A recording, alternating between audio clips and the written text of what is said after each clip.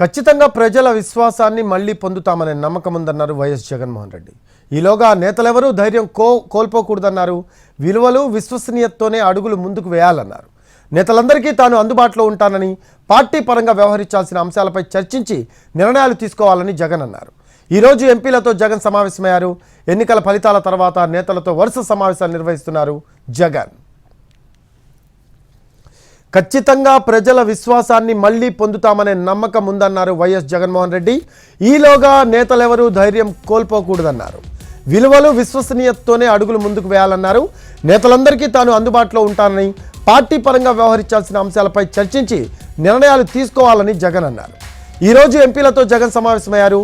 ఎన్నికల ఫలితాల తర్వాత నేతలతో వరుస సమావేశాలు నిర్వహిస్తున్నారు జగన్.